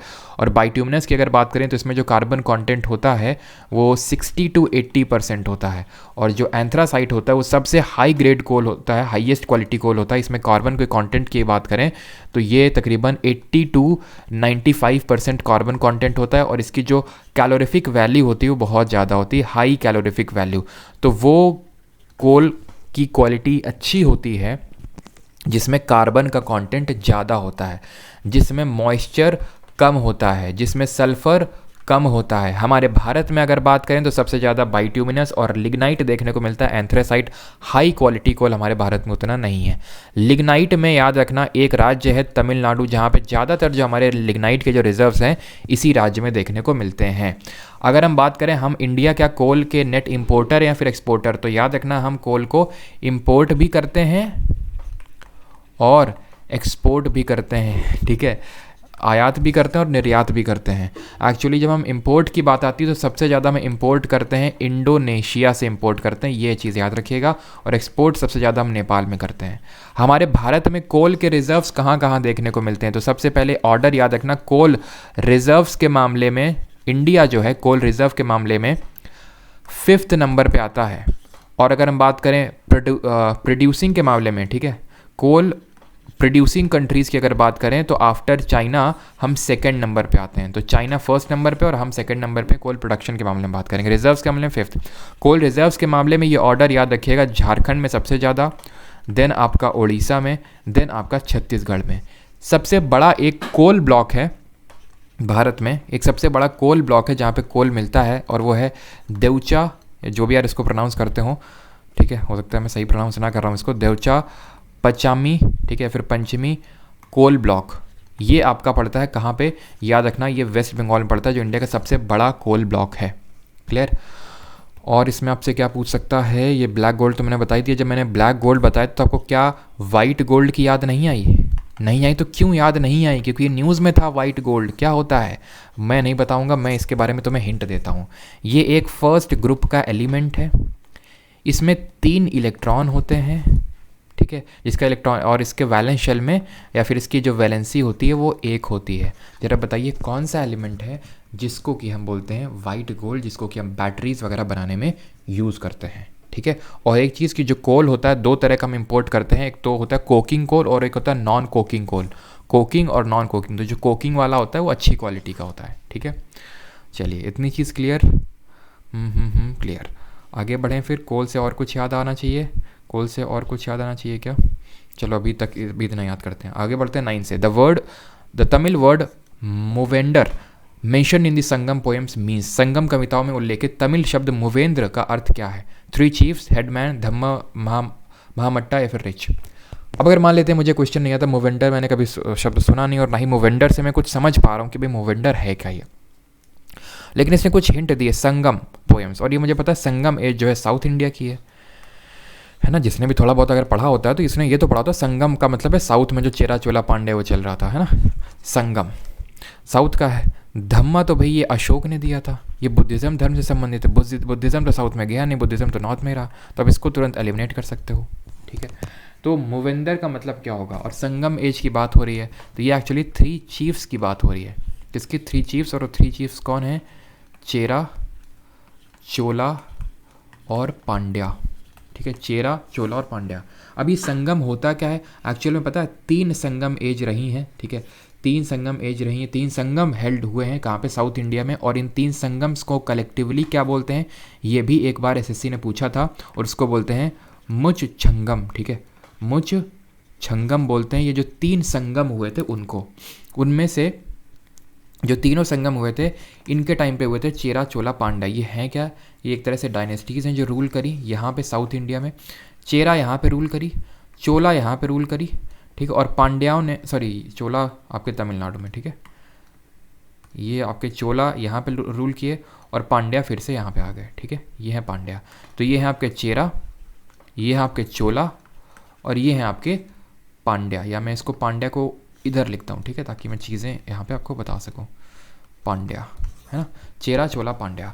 अब चोला के रिगार्डिंग हमने सब कुछ देखा है कि ग्रेट लिविंग चोला टेम्पल के बारे में देखा जो यूनेस्को वर्ल्ड हेरिटेज साइट में इंक्लूडेड है, जिसमें कि ऐरावतेश्वर है, बृहदेश्वर है, ठीक है, गंगई कोंडा, चोलापुरम, ये सब हमने टेम्पल्स के बारे में सब कुछ देख लिया है। अब कुछ एक्स्ट्रा देखते हैं कि चोला नेवी के लिए बहुत जाना जाता था, ठीक है, नेवी स्टैब्लिश करने के लिए चोला बहुत फेमस था। इसका जो सिंबल था वो टाइगर था, याद रखना, इसका जो सिंबल था वो टाइगर था। आपसे क्वेश्चन पूछता है सिटी ऑफ पूहड़ या फिर पूहर की सिटी किसने स्टैब्लिश की, तो एक कराई काल करके राजा थे, चोला डायनेस्टी में बहुत पावरफुल रूलर थे, उन्होंने पूहर नाम की एक सिटी को स्टैब्लिश किया। और इनकी कैपिटल क्या थी, राजधानी याद रखना उराईयूर, ठीक है, उराईयूर इसकी यहाँ की राजधानी या फिर कैपिटल थी। बात अगर करें चेरा की, तो चेरा का जो सिंबल था वो था आपका बो एंड एरो, ठीक है, तीर कमान जिसको आप बोल सकते हो शॉर्ट में। इसकी जो कैपिटल थी वो आपकी थी VANJI वंजी, ठीक है। और चेरा में क्या याद आना चाहिए, चेरा में पोर्ट याद आने चाहिए। यहाँ पे इन्होंने पोर्ट स्टैब्लिश किए थे जो इन्हीं के अंडर में आते थे, और वो थे, एक उसमें था टोंडी, ठीक है, और एक था आपका मुजरी, ठीक है, मुजरी और टोंडी, ये दो पोर्ट थे, बंदरगाह थे, चेरा के अंडर में आते थे। पांड्यास की अगर बात कर लें तो पांड्यास का जो सिंबल था, ठीक है, सिंबल वॉज फिश। अब आपको देखो लिखने की ज़रूरत नहीं कि पांड्यास सिंबल वॉज फिश, अरे सिंपल फिश रख लो, फिश है, तुम्हें क्या समझ में आएगा कि भाई फिश सिंबल होगा उनका। अब इतना भी लंबा लंबा नोट बनाने की ज़रूरत नहीं, सिंपल ऐसे पांड्या लिखो और चार ऐसे जैसे मैं बना रहा हूँ ऐसे करके बनाओ, ठीक है, शॉर्ट में होने चाहिए ताकि बस तुम्हें ही समझ में आए और किसी को नहीं। मदुरई इनकी कैपिटल थी, तो तुम मदुरई लिखोगे तो क्या समझ में आएगा, कैपिटल ही समझ में आएगा, ठीक है। और इनका एक मेन पोर्ट था जो कि था कोरकई, कोरकई जैसे इनका टोंडी और मुजरी इनका पोर्ट था, चेरा का ऐसे कोरकई था पांड्यास का, ठीक है, क्लियर है। तो संगम आप समझ गए और ये भी आप समझ गए। चलिए आगे बढ़ते हैं। अभी अगला क्वेश्चन है हमारा, in which of the following languages did Jyotiba Phule write Gulamgiri in 1873। 1873 में ज्योतिबा फुले ने किस भाषा में गुलामगिरी लिखी थी। तो हमने देखा था ज्योतिबा फुले के रिगार्डिंग सारी चीज़ें कि इन्होंने 1873 में 1873 में सत्य शोधक समाज की स्थापना करी थी। किस लिए करी थी, जो डिप्रेस्ड क्लासेस है उनके उत्थान के लिए करी थी, क्योंकि खुद ये गार्डनर कम्युनिटी से, माली कम्युनिटी से बिलोंग करते थे, इनको काफ़ी भेदभाव का सामना करना पड़ा, इसलिए इन्होंने डिप्रेस्ड क्लासेस के लिए मूवमेंट चलाया था थ्रू सत्य शोधक समाज। इनकी वाइफ थी हमारी सावित्रीबाई फुले जी, और सावित्रीबाई फुले यूनिवर्सिटी भी है ना पुणे में। क्यों, क्योंकि इन्होंने विमेन की एजुकेशन के लिए, गर्ल्स की एजुकेशन के लिए बहुत काम किया। पहली इंडिजिनस यानी स्वदेशी यूनिवर्सिटी गर्ल्स के लिए इन्होंने स्टैब्लिश करी, ठीक है, और ज्योतिबा फुले ने ही इनको पढ़ाया लिखाया। और ज्योतिबा फुले की गुलामगिरी और आपकी एक क्या मैंने को बताई थी जो मेरे दिमाग से निकल रही, गुलामगिरी और थी, हाँ, सार्वजनिक सत्य धर्म, ठीक है, गुलामगिरी के अलावा थी सार्वजनिक सत्य धर्म। अब यहाँ पे ये पूछा है कि इन्होंने किस लैंग्वेज में लिखी थी, तो बहुत आसान क्वेश्चन है, गुजराती, इंग्लिश, मराठी या फिर हिंदी। तो ज्योतिबा फुले ने जो, अब खुद ही सोचिए कैसा सरनेम आपको लग रहा है, गुजराती, मराठी, इंग्लिश या फिर हिंदी, कैसा सरनेम लग रहा है। तो आपको पता है ये महाराष्ट्र से बिलोंग करते थे, तो ऑब्वियस सी बात इन्होंने मराठी में ही लिखी होगी। अगर आप, और कौन पढ़ता है भाई, ठीक है, ज्योतिबा फुले के रिगार्डिंग पता है कि हाँ इन्होंने सत्य शोधक समाज की स्थापना की, गुलामगिरी लिखी, सार्वजनिक सत्य धर्म लिखी, लेकिन कौन सी लैंग्वेज इतना डीप में हर कोई नहीं पढ़ता है। तो आपको ऐसा नहीं कि हर चीज़ को एकदम ही डीप में पढ़ना है, थोड़ा सा कॉमन सेंस भी यूज़ करना है, ठीक है। बाकी ज्योतिबा फुले को महात्मा टाइटल किसने दिया था, ये आपको पता होना चाहिए ना। ज्योतिबा फुले को महात्मा टाइटल किसने दिया था, तो ये याद रखना, ये दिया था VK वांडेकर जी ने, ठीक है, VK वांडेकर जी ने महात्मा का टाइटल दिया था। और आपको यहाँ पे और याद आना चाहिए डिप्रेस क्लासेस के लिए और कौन कौन से मूवमेंट चले थे। जैसे डिप्रेस क्लासेस के लिए आपका इन्होंने सत्यशोधक समाज चलाया ज्योतिबा फुले जी ने, ऐसे डिप्रेस क्लासेस के लिए दो मूवमेंट आपको पता होने चाहिए, दोनों साउथ इंडिया में स्टार्ट हुए थे। सेल्फ रिस्पेक्ट मूवमेंट, और पहले तो ये देख लेते हैं कब स्टार्ट हुआ था। ये 1925 में स्टार्ट हुआ था, 1925 में। EV रामास्वामी नायकर, ठीक है, EV रामास्वामी नायकर, जिनको कि हम जानते हैं पेरियार के नाम से। कहाँ से बिलोंग करते थे, केरला से। और केरला में एक नदी भी है पेरियार के नाम से, जो कि कहाँ पे फ्लो होती है, फ्लो होके गिरती है अरब सागर में, अरेबियन सी में, और इसको लाइफ लाइन ऑफ केरल के नाम से भी जाना जाता है, लाइफ लाइन ऑफ केरला। एक और आपका मूवमेंट स्टार्ट हुआ था और वो था जस्टिस पार्टी, ठीक है, जस्टिस पार्टी नामक की एक पार्टी बनी थी डिप्रेस क्लासेस के उत्थान के लिए। ये बनी थी 1916 में। इसके फाउंडर थे आपके TM नायर, CN मुदलियार, ठीक है, TM नायर, CN मुदलियार और P त्यागराज, ठीक है, P त्यागराज चेट्टी, ठीक है, ये इनका नाम है। तो ये दो भी आप एक्स्ट्रा याद करिएगा, अपने नोट्स में लिखिएगा। विच of the given sectors is largely driven by considerations of social welfare, दिए गए क्षेत्रों में से कौन सा मुख्य रूप से सामाजिक कल्याण के विचारों से प्रेरित है? फॉरेन, कोऑपरेटिव, पब्लिक या फिर प्राइवेट? इनमें से कौन सा सेक्टर है जो सोशल वेलफेयर के लिए काम करता है? फॉरेन सेक्टर या फिर कोई यानी कोई विदेशी कंपनी जैसे वॉलमार्ट वगैरह आई यहाँ पे, तो वो क्या एकदम सोशल वेलफेयर के लिए काम करेगी? कोऑपरेटिव सोसाइटी सोशल वेलफेयर के लिए, पब्लिक जो है पब्लिक सेक्टर कोई कंपनी वो सोशल वेलफेयर के लिए, फिर प्राइवेट कंपनी। तो हम क्यों चिल्लाते रहते हैं गवर्नमेंट प्राइवेटाइजेशन कर रही, गवर्नमेंट प्राइवेटाइजेशन कर रही? क्यों? क्योंकि प्राइवेटाइजेशन कर दिया, इसका मतलब है कि जो मेजॉरिटी शेयर है वो प्राइवेट प्लेयर्स के हाथ में चला गया, और जब मेजॉरिटी शेयर प्राइवेट प्लेयर्स के हाथ में चला जाएगा तो वही कंट्रोल करेंगे, और जो प्राइवेटाइजेशन हो जाएगा और जो प्राइवेट प्लेयर्स हैं वो सिर्फ प्रॉफिट के लिए काम करेंगे, सोशल वेलफेयर के नहीं। तो उनका मेन उद्देश्य होता है प्रॉफिट निकालना है, ठीक। तो प्राइवेट का तो भाई हो ही नहीं सकता है सोशल वेलफेयर की, चलो हम सोशल वेलफेयर करेंगे, समाज कल्याण का काम करेंगे, उन्हें तो प्रॉफिट चाहिए। Same goes with foreign companies also, foreign तो और ही, उनको तो और ही क्या मतलब, कौन हमारे देश के लोग हैं, थोड़ा हम सोचें भी। अब यहाँ पे कोऑपरेटिव पब्लिक में आपका वो आता है, इसका आंसर होगा पब्लिक, क्योंकि पब्लिक का मतलब है जहाँ पे मेजॉरिटी जो शेयर होल्डिंग है वो गवर्नमेंट के हाथों में है। कोऑपरेटिव फिर भी क्या है, कोऑपरेटिव जैसे अमूल है तो वो है क्या कि ठीक है जितने लोग उसमें इन्वॉल्व हैं उनका सबका भला होता है बस, ठीक है। लेकिन पब्लिक का क्या होता है कि सबका, गवर्नमेंट का क्या होता है भाई सबका भला हो। जैसे हमारा रेलवे हो गया, क्यों इतने रेलवे में लोग ट्रैवल करते हैं? क्योंकि किराया कम है, सारी चीज़ें। तो गवर्नमेंट को प्रॉफिट से वो मतलब नहीं होता ना, उसको ये है कि सोशल वेलफेयर। अब जैसे फॉर एग्जाम्पल जैसे जियो है, तो जियो ने सोशल वेलफेयर के लिए वो सब नहीं किया था कि फ्री इंटरनेट कर दिया गया था 2015-16 में, उसने इसलिए किया था ताकि वो पहले मार्केट ऑक्यूपाई कर ले, ठीक है, हर जगह पहुंच बना ले, उसके बाद वो मोनोपोली क्रिएट करेगा, सबसे जितना बोलेगा, जितना चाहेगा उतना वसूल करेगा, ठीक है। अब मुझे कोऑपरेटिव से 97th अमेंडमेंट याद आता है, because 97th constitutional amendment is related to cooperative societies. इसने एक फंडामेंटल राइट घुसेड़ा था under article number 19, right to form, जैसे हम पढ़ते हैं ना, कल हमने पढ़ा था राइट टू फॉर्म एसोसिएशन करके था, उसी में यह right to form association and cooperative society यानी सहकारी समितियां बनाने का भी अधिकार है। और इसी ने आपका DPSP में भी प्रोविजन ऐड किया था रिगार्डिंग 97th अमेंडमेंट। अच्छा, आप ये बताइए कि कौन सा पार्ट ऐड किया था, संविधान का कौन सा भाग जोड़ा था 97th अमेंडमेंट से, 97th अमेंडमेंट ने, ठीक है। अगले क्वेश्चन पे आते हैं, common name of compound CaOCl2 is, तो CaOCl2 का समान नाम क्या है? अब अगर आप सेक्शन 1 से रेगुलर हैं, चीज़ें रिवाइज कर रहे हैं, तो इस क्वेश्चन का आप आंसर बड़े आराम से दे लेंगे। CGL में इसी बारी क्वेश्चन पूछा गया है। CaOCl2 क्या है? ये है आपका ब्लीचिंग पाउडर, जिसको हम और किस नाम से जानते हैं? Calcium hypochlorite. और क्या पता होना चाहिए? इसके यूजेस पता होने चाहिए, इसको यूज़ कहाँ पे करते हैं। तो इसमें क्योंकि क्लोरीन है तो इसको वाटर को प्योरीफाई करने के लिए यूज़ करेंगे, ठीक है। तो यानी कि as a disinfectant agent use करेंगे, वाटर को डिसइंफेक्ट करने के लिए, अगर कोई जर्म्स आ गए हैं वाटर में तो उसको डिसइंफेक्ट करने के लिए, ठीक है, डिसइंफेक्टेंट एजेंट के तौर पे यूज़ करेंगे।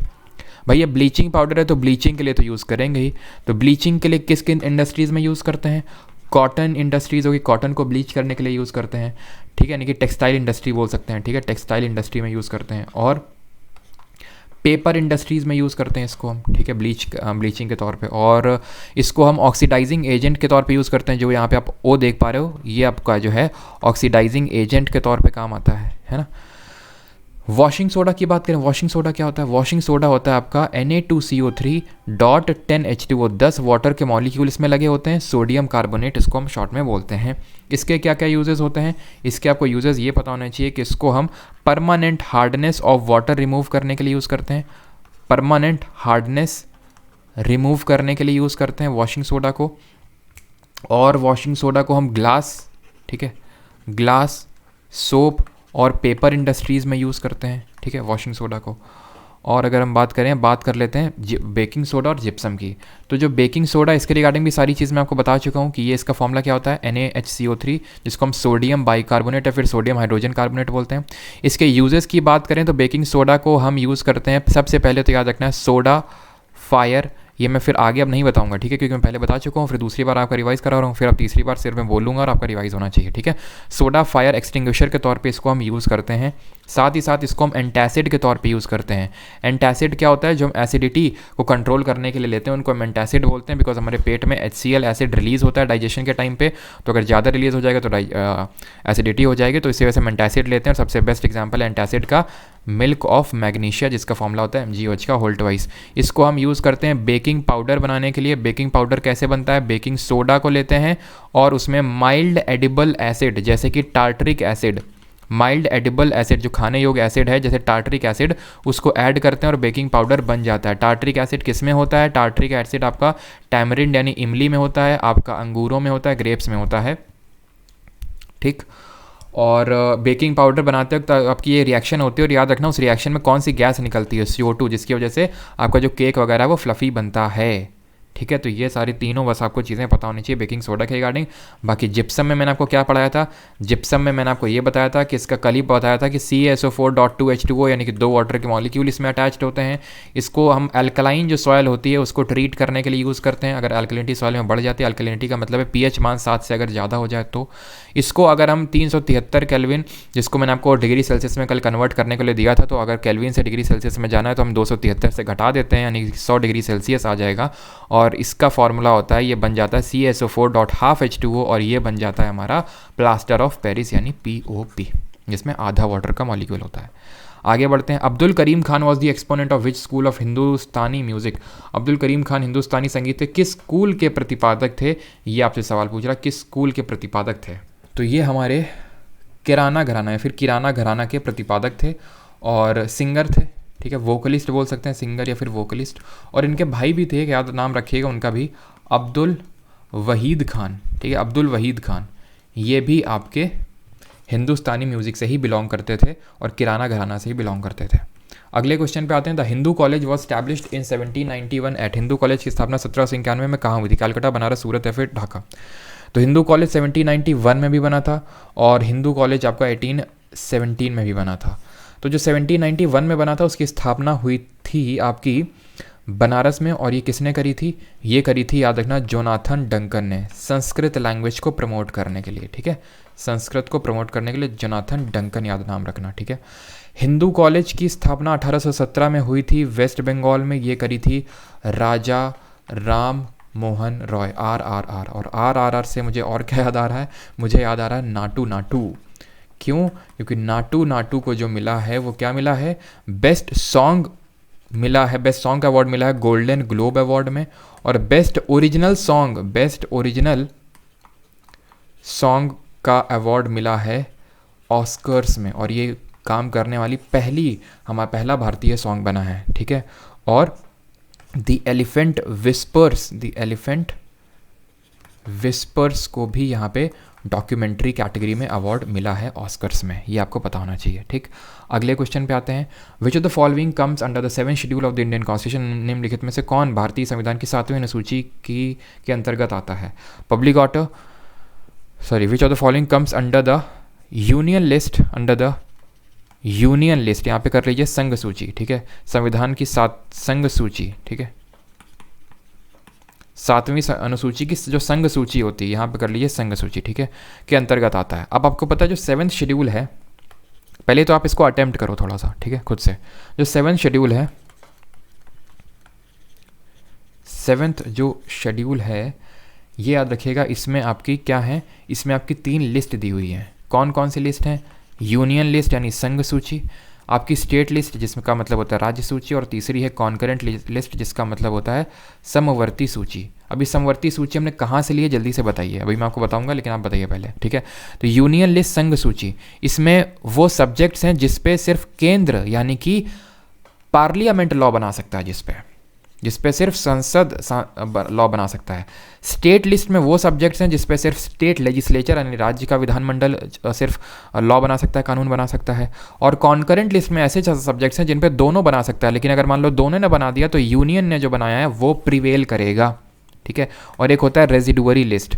रेजिडुअरी लिस्ट का मतलब होता है कल को कोई एक ऐसा मैटर आ गया जो कि ना तो यूनियन लिस्ट में, ना तो स्टेट लिस्ट में, ना तो कॉन्करेंट लिस्ट में, तो फिर उसको रेजिडुअरी सब्जेक्ट बोलते हैं। और इस पे कानून बनाने का जो हक होता है, याद रखना, सेंटर के पास होता है, यूनियन के पास यानी पार्लियामेंट के पास होता है। अब यूनियन लिस्ट में कैसे सब्जेक्ट होंगे भाई? जिनका यूनियन से पूरे देश से लेना देना हो, सिर्फ एक राज्य से नहीं पूरे देश से लेना देना हो। जैसे कि अगर बात करें डिफेंस हो गया, डिफेंस पे क्या कोई एक राज्य लॉ बनाएगा क्या? पूरे देश से लेना देना है।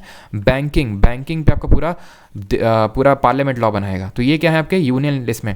ऐसे बहुत सारे सब्जेक्ट हैं, 100 से भी ज़्यादा सब्जेक्ट हैं जो आपको याद करने की ज़रूरत नहीं है, बस बेसिक कॉमन सेंस होना चाहिए। स्टेट में छोटे छोटे जैसे पब्लिक ऑर्डर हो गया, यानी कि जो पुलिस हो गई है ना, पुलिस वगैरह हो गई, हेल्थ हो गया, लोकल गवर्नमेंट हो गया, ये सब किस में आएंगे? स्टेट वाले में आएंगे, ठीक है। और कॉन्करेंट में एक आप एग्जांपल याद रखना, काफ़ी इंपॉर्टेंट है, and that is education. Education जो शिक्षा है वो आपको कॉन्करेंट में आता है, ठीक है। फॉरेस्ट वगैरह ये सब कॉन्करेंट में ही आते हैं। तो अगर बात करें पब्लिक ऑर्डर, किस में आएगा? ये आपका स्टेट लिस्ट में आएगा, ठीक है। हॉस्पिटल डिस्पेंसरीज, हर राज्य का अपना अलग अलग हॉस्पिटल डिस्पेंसरीज सारे होते हैं, तो ये भी आपका स्टेट लिस्ट में आएगा। पब्लिक हेल्थ, सैनिटेशन, साफ सफाई, यानी जो कम इंपॉर्टेंट मसले हैं वो स्टेट लिस्ट के सब्जेक्ट होंगे। यूनियन जो है अपने पास जो इंपॉर्टेंट सब्जेक्ट है उनको रखेगा। तो standard, establishment of standard weights and measures, उसी नाम लिख दिया स्टैंडर्ड, यानी कि पूरा स्टैंडर्डाइजेशन होना चाहिए पूरे देश में, एक ही वेट्स और मेजर्स चलने चाहिए। ऐसा नहीं कि भाई यूपी में जा रहे हैं तो अलग कुछ वेट्स और मेजर्स चल रहे हैं, 1 किलो का मतलब कुछ और है, और एमपी में जा रहे हैं तो 1 किलो का मतलब कुछ और है, ठीक है। तो इस वजह से उसमें स्टैंडर्डाइजेशन चाहिए, और इस वजह से ये आपका यूनियन लिस्ट का सब्जेक्ट है। और जो कॉन्करेंट लिस्ट लिया है हमने, ये लिया है ऑस्ट्रेलिया से समवर्ती सूची। जरा आप ये बताइए ऑस्ट्रेलिया से हमने और क्या लिया है? एसआई यूनिट क्या? एक्सेलरेशन की, त्वरण की एसआई मात्रक, मीटर पर सेकंड, मीटर स्क्वायर पर सेकंड, मीटर पर सेकंड स्क्वायर, या फिर मीटर स्क्वायर पर सेकंड स्क्वायर। तो मीटर पर सेकंड आपको पता है स्पीड या फिर वेलोसिटी की आपकी क्या है? एसआई यूनिट है, ठीक है। जरा मुझे ये बताइए स्पीड और वेलोसिटी में कौन सी स्केलर क्वांटिटी है? और मीटर पर सेकंड स्क्वायर त्वरण की इकाई है, एक्सेलरेशन की यूनिट है। एक्सेलरेशन होता क्या है? चेंज इन वेलोसिटी होता है, ठीक है। चेंज इन वेलोसिटी होता है एक्सेलरेशन। और अगर बात करें एक्सेलरेशन की तो मुझे याद आ रहा है uniform circular motion, UCM, uniform circular motion. इसमें याद रखना कि जो आपकी स्पीड होती है वो यूनिफॉर्म होती है, कांस्टेंट होती है, स्पीड सेम रहती है। और एक्सेलरेशन जो होता है इसमें आपसे पूछ लेता है एक्सेलरेशन का डायरेक्शन क्या होता है, तो याद रखना जो एक्सेलरेशन का डायरेक्शन होता है यूनिफॉर्म सर्कुलर मोशन में वो अंदर की ओर होता है, ठीक है। Along the tangent towards the centre, along the tangent toward the centre, centre की ओर होता है यूसीएम में जो डायरेक्शन होता है एक्सेलरेशन का। और इसका फॉर्मूला होता है v²/r, शायद ही आपसे पूछे बट फिर भी इसको हम बोलते हैं सेंट्रीपीटल एक्सेलरेशन या फिर अपकेंद्रीय त्वरण। और इसी में जो बल लगता है F = ma हो जाता है ना, तो ma इतना है, तो mv²/r इसको बोलते हैं सेंट्रीपीटल फोर्स। अब मैंने आपसे चर्चा की स्केलर और वेक्टर क्वांटिटीज़ की, थोड़ा सी चर्चा इस पे कर लेते हैं। स्केलर और वेक्टर क्वांटिटीज़ होती क्या? स्केलर आदिश और वेक्टर सदिश। स्केलर वो होती हैं जिनमें सिर्फ और सिर्फ ओनली आपका मैग्नीट्यूड होता है, इसमें डायरेक्शन नहीं होता है, ठीक है, इसमें डायरेक्शन नहीं होता है। और अगर बात करें जो आपका वेक्टर होता है उसमें दोनों होता है, मैग्नीट्यूड तो होगा ही होगा, डायरेक्शन भी होगा। स्केलर के एग्जाम्पल है जैसे स्पीड स्केलर है, जो आपकी वेलोसिटी है वो आपकी वेक्टर में आती है। एक्सेलरेशन जिसमें भी डायरेक्शन होगा, अगर मैं बोल रहा हूँ कि ये गाड़ी एक्सेलरेट कर रही इस डायरेक्शन में, मुझे बताना पड़ेगा।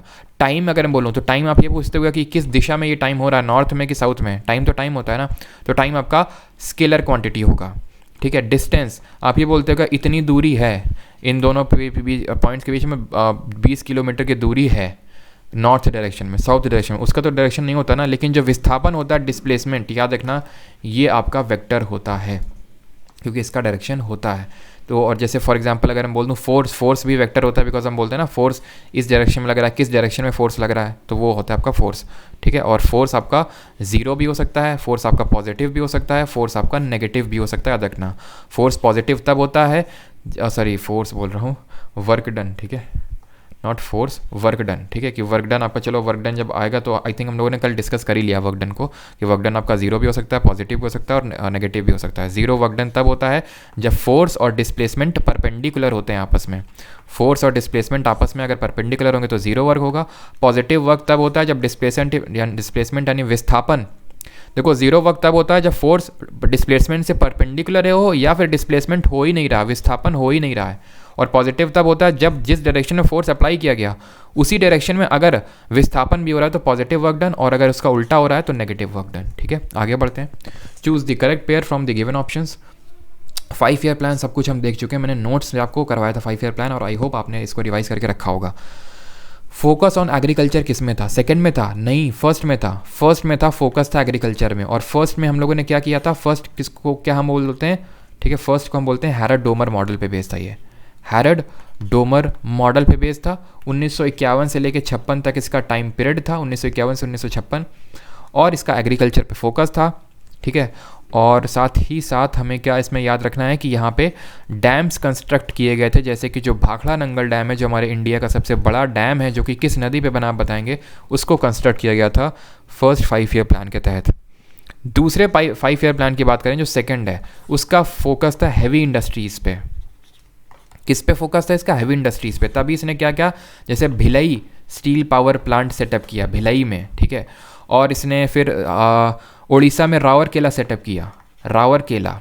फिर ये वेस्ट बंगाल में किया, दुर्गापुर स्टील प्लांट सेटअप हुआ, दुर्गापुर। ठीक है, और भिलाई हमने किसकी मदद से किया? भिलाई हमने किया रशिया की मदद से। रावरकेला, केला हमने किसको खिलाया था? जर्मनी को केला खिलाया था। दुर्गा जी की पूजा किससे करवाई थी? यूके से करवाई थी।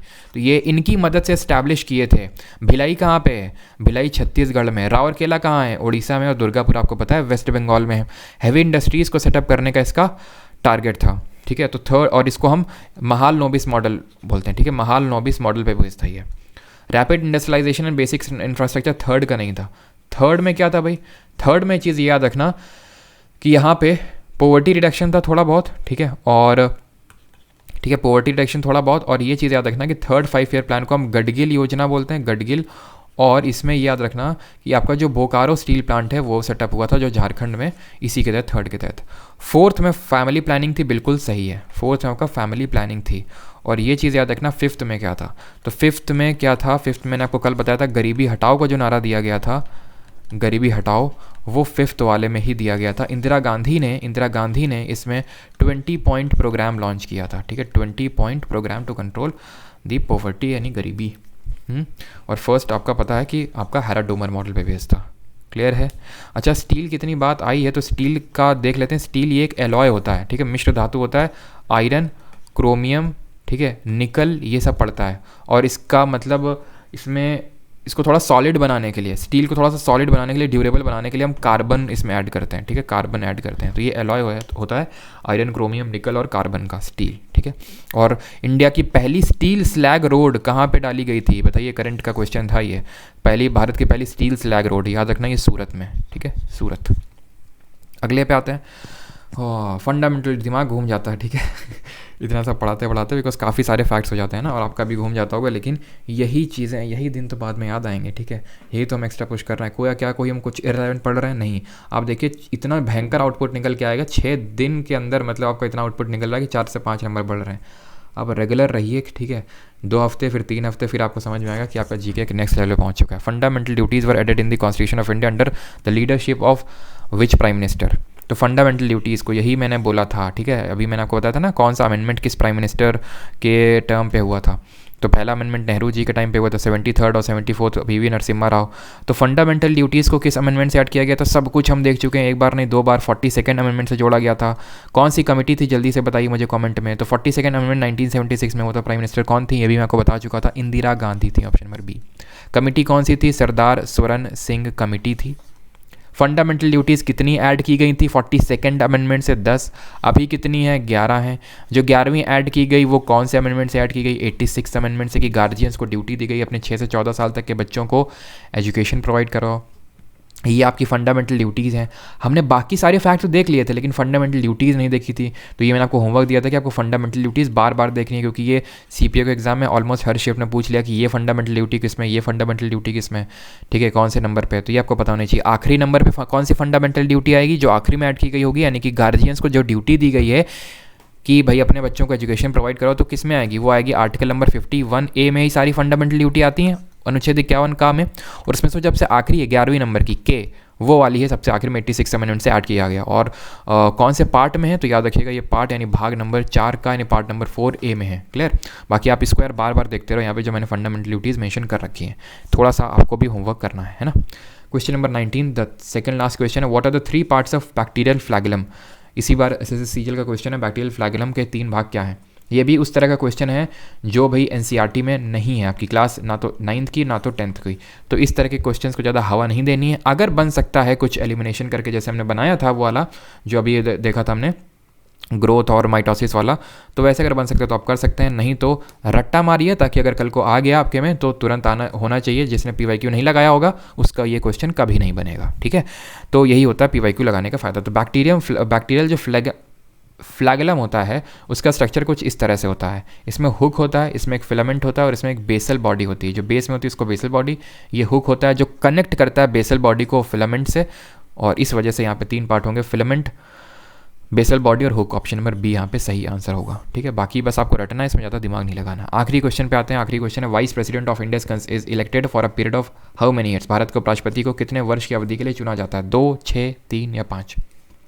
उपराष्ट्रपति के बारे में आंखें बंद करिए, सोचिए आपको क्या क्या आता है वाइस प्रेसिडेंट के बारे में। फिर जो मैं चीज़ लिखूंगा उसमें से आपको क्या क्या नहीं आता है उसको नोट्स में ऐड कर लेना बस आपको। तो वाइस प्रेसिडेंट के बारे में हम लोग क्या देख चुके हैं कि he is the ex officio chairperson of Rajya Sabha, यानी कि राज्यसभा का पदेन सभापति होता है कौन? हमारा वाइस प्रेसिडेंट ऑफ इंडिया। अभी करंट में कौन है जरा बताइए, जिनका नाम जे से चालू होता है, ठीक है। वाइस प्रेसिडेंट की अगर बात करें, मिनिमम एज होनी चाहिए वाइस प्रेसिडेंट बनने के लिए 35 साल, 35 years. Vice president, article 63 constitution बोलता है कि there should be a vice president of India. Vice president का चुनाव कौन करता है? ऑल एमपीज, सभी मेंबर ऑफ पार्लियामेंट। इसमें आपके इलेक्टेड और नॉमिनेटेड दोनों आते हैं, याद रखिएगा, क्योंकि जो राष्ट्रपति का चुनाव होता है उसमें नॉमिनेटेड यानी नामित सदस्य हिस्सा नहीं लेते हैं, सिर्फ निर्वाचित वाले ही लेते हैं। नामित कहाँ पे होते हैं? नामित सिर्फ और सिर्फ राज्यसभा में होते हैं। कितने होते हैं? 12 होते हैं। कौन नॉमिनेट करता है? प्रेसिडेंट नॉमिनेट करता है। लोकसभा में पहले हुआ करते थे, लेकिन आपको पता है 104th अमेंडमेंट से उस चीज़ को हटा दिया गया, 2 एंग्लो इंडियंस को नॉमिनेशन को। ये लोग जो है प्रेसिडेंट के इलेक्शन में हिस्सा नहीं लेते हैं, लेकिन वाइस प्रेसिडेंट के इलेक्शन में हिस्सा लेते हैं। जो प्रेसिडेंट का जो इम्पीचमेंट होता है ना, महाभियोग जिसको बोलते हैं, तो जो प्रेसिडेंट को हटाते हैं ना, तो प्रेसिडेंट को हटाने में यही लोग आते हैं। कौन यही लोग? जो वाइस प्रेसिडेंट को इलेक्ट करते हैं। यानी कि मैं क्लियरली अब यहाँ पे बताता हूँ for the very first time कि प्रेसिडेंट के इलेक्शन में कौन हिस्सा लेता है और इसके रिमूवल यानी जिसको इम्पीचमेंट बोलते हैं उसमें कौन हिस्सा लेता है। इम्पीचमेंट का आर्टिकल बताएंगे आप कौन सा है इम्पीचमेंट का।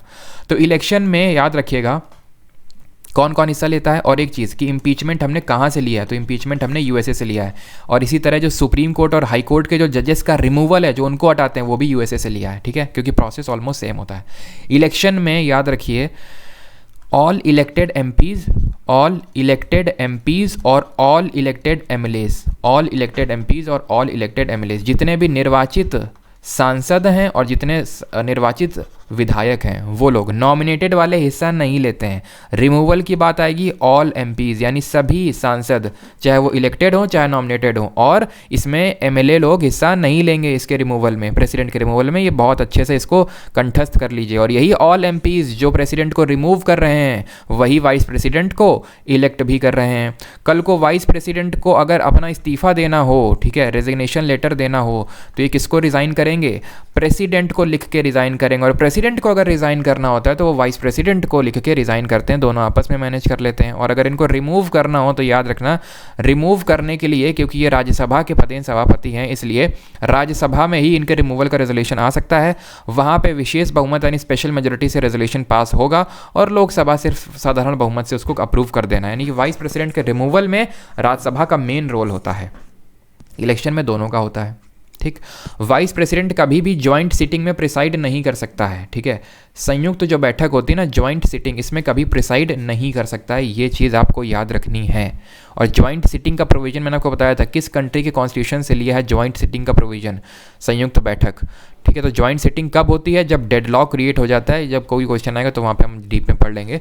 तो डेडलॉक क्रिएट होता है लोकसभा और राज्यसभा के बीच में। तो ज्वाइंट सिटिंग को बुलाता कौन है और इसको प्रिसाइड कौन करता है? तो ज्वाइंट सिटिंग को बुलाता है यानी कि समन करता है राष्ट्रपति, प्रेसिडेंट दोनों हाउसेस को बोलता है भाई आओ मिलके निपटारा करते हैं। और इसको प्रिसाइड, इसकी अध्यक्षता करता है स्पीकर ऑफ लोकसभा यानी कि लोकसभा का अध्यक्ष। और अगर लोकसभा का अध्यक्ष नहीं होगा तो डिप्टी स्पीकर आएगा लोकसभा का उपसभापति। और अगर वो भी नहीं होगा तो राज्यसभा का डिप्टी चेयरमैन आएगा। कभी भी राज्यसभा का चेयरमैन जो कि वाइस प्रेसिडेंट ऑफ इंडिया है वो जॉइंट सिटिंग में प्रेसाइड नहीं कर सकता, क्योंकि जो वाइस प्रेसिडेंट ऑफ इंडिया है, जो राज्यसभा का चेयरमैन है, वो राज्यसभा का सदस्य नहीं होता है।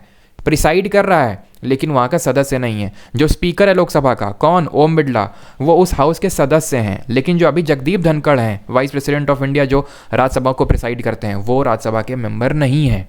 ये चीज़ याद रखिएगा, ठीक है। कार्यकाल 5 साल का होता है। 6 साल ये समझ के मत मार देना कि राज्यसभा के सदस्यों का कार्यकाल 6 साल का होता है। बिल्कुल होता है राज्यसभा के सदस्यों का कार्यकाल 6 साल का, लेकिन राज्यसभा के सदस्य ही नहीं है वाइस प्रेसिडेंट ऑफ इंडिया, तो 6 साल की तो कोई बात ही नहीं आती है, ठीक। और कुछ आप वाइस प्रेसिडेंट से सोच सकते हैं? नहीं, इतना ही आपको अभी के लिए याद रखना है, ठीक है। और इनके रिमूवल को इम्पीचमेंट नहीं बोलते हैं, इम्पीचमेंट सिर्फ प्रेसिडेंट के रिमूवल को बोलते हैं, ध्यान रखना, ठीक है, उस प्रोसेस को। तो यहाँ पे हमारा आज का लेक्चर होता है ख़त्म। तो आज का क्वेश्चन ऑफ द डे है आपके लिए, who won Ranji trophy. Ranji trophy जो अभी हुई थी हाल ही में 2023 वाली, उसको किसने जीता। और कल मैंने क्वेश्चन पूछा था, who was the first Indian army's women sky diver. तो पहली विमेन स्काई डाइवर थी हमारी, या फिर हैं हमारी, लांस नायक मंजू जी। ये कल के क्वेश्चन ऑफ द डे का आंसर था। और आज का क्वेश्चन ऑफ द डे है, हु वॉन रणजी ट्रॉफ़ी।